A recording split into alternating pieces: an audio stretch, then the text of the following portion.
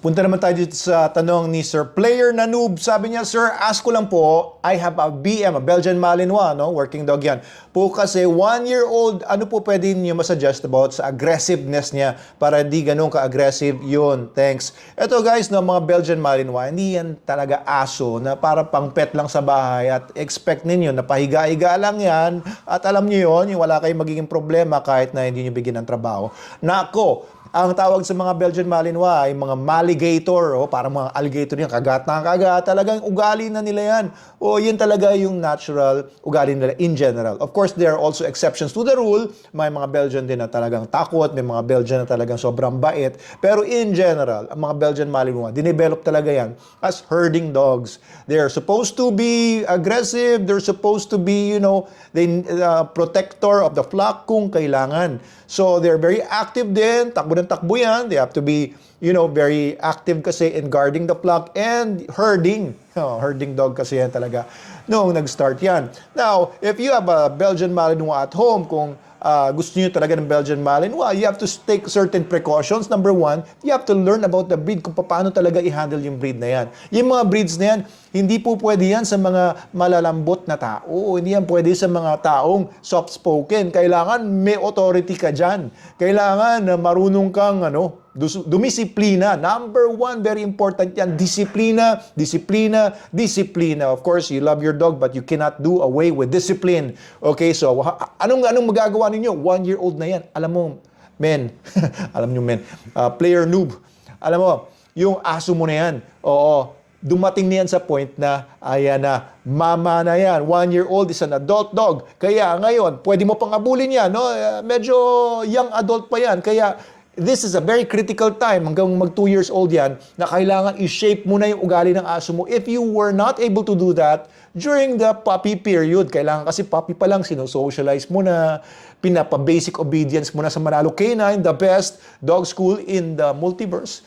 So sana pwedeng, kung kaya mo, kung may budget ka, 25,000 yung basic obedience course, pero sulit na sulit yan. I guarantee you, lifetime ang guarantee namin, pagka pinatrain niyo yung aso ninyo, basic obedience, 1 month lang yan, pero talagang matutuwa ka sa resulta ng aso mo. Tuturuan sila ng lahat ng basic obedience commands. Yung mga sit, down, stay, mga recall, yung mga leave it, alam mo, sisiw yan sa aso yung pagka pina-basic obedience mo sa amin yan.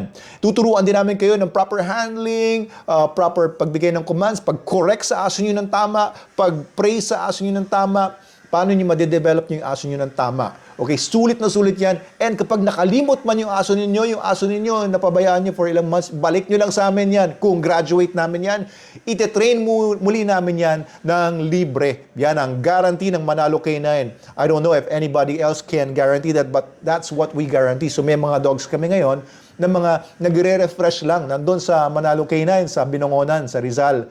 Nagre-refresh lang, free yun. Pero syempre, kung magsistay yung aso sa amin ng ilang days, kasi gusto nyo talaga mapulido ulit, babayaran nyo na lang yung boarding. 500 a day lang naman yun. I'm not sure kung may dinagdag na sila ngayon kasi ilang months na rin ako hindi nakapunta dun sa Manalo Canine training camp namin. So if you cannot afford the full basic obedience course, maybe you can also do with a crash course. Crash course is 13,500 lang. 15 days yan. So kung ano may tuturo sa aso nyo in 15 days, and pwede na yan para matanggal yung aggression. Okay, of course, if you have additional budget, you can opt for the advanced obedience course, which is 3 months naman, and 75,000. Pero sobrang matutuwa na kayo sa aso ninyo. Nagpe-Facebook na yung aso nyo pagtapos. Joke lang. Anyway, what you can do kung ayaw talaga, nasa mga ibang lugar kayo, hindi nyo ma-access ang Manalo Canine for some reason, or talagang wala kayong ka-budget. Ito po, I'll give you some tips. Of course, mahirap talagang gawin on your own, walang professional guidance. Pwede kayong magtanong sa lugar ninyo kung merong mga trainers na marurunong naman. Of course, be wary of trainers. Marami rin manlolokong trainers, Sorry to say. Pero marami mga trainers na hindi man marunong tapos nagtitrain ng mga aso. Magaling daw sila pero hindi naman. So, ito pong dog ninyo, number one, you have to have, ito kasi pinakamaganda talaga, meron talaga magtuturo sa inyo kasi delikado kasi kapag ka iso-socialize nyo ng ganyang kalaki, pwede nang makadisgrasya yan. O lalo na yung mga Belgian Malinois na medyo mga oversized or talagang malalakas na talaga. Alam niyo, may mga Belgian Malinois nga ako, 3 months old pa lang, nangangagata na talaga eh. No? Depende kasi yan sa use ninyo. May mga dogs kasi, may mga nagpapatrain kasi sa amin na gusto yung aso talaga matapang. Gagamitin kasi nila as protection dog. May mga gusto naman, gustong pabaitin yung aso. So, iba-iba, no? We train a lot of dogs and we tailor fit namin yan sa kung anong gusto ng owner. Depende sa kung saan siya gagamitin ng owner. Pwede namin patapangin ang aso ninyo, pwede namin pabaitin yung aso ninyo, depende nga. But of course, genetics matter a lot. Kaya kung yung aso nyo talaga ay may topak sa ulo, genetics na talaga niyo yun. Parang tao din, may mga topak sa ulo din yung ibang tao, di ba? Kaya kahit anong gawin yung kabaitan, kahit anong gawin yung, alam niyo yung pakikipagkaibigan, may topak talaga sa ulo, sira ulo talaga sila. At gagawan ka pa rin ng masama. Anyway, ganyan din sa aso. Alright, so yung aso ninyo, what you can do is socialize niyo yan. No? Ito, I can give you a tip. No? Bumili kayo ng muzzle, yung matibay, yung good quality, yung para sa nguso. Tapos, ilakad niyo yung aso nyo sa maraming mga tao.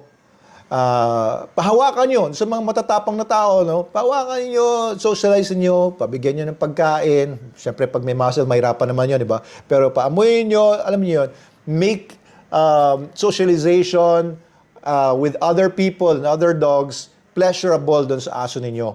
Okay? Para isip niya na, hindi pala ako dapat maging aggressive. Okay naman pala itong mga tao. Tapos, dapat marunong kasi kayo mag-correct ng aso ninyo. May proper correction po kasi.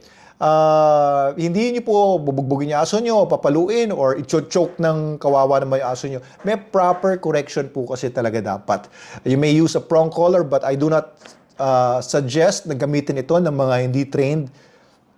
Ipatrain nyo na lang po talaga sa amin. Anyway, isa pang tip, no, would be, yun, heavy socialization para doon sa dog niyo para matanggal yung aggressiveness. And, i-correct ninyo kapag ka nagpapakita ng aggression, kahit na hindi pa nagpapakita ng aggression, pero nakikita ninyo na pumaporma na para magpakita ng aggression, putulin nyo kaagad yung behavior. And divert the behavior to something else. Okay, so if you have any questions, if you have any clarifications or player Nanub, comment nyo lang sa baba at try ko pong sagutin sa mga susunod na mga videos. Pero yun lang po muna. Medyo mahaba na po kasi itong video.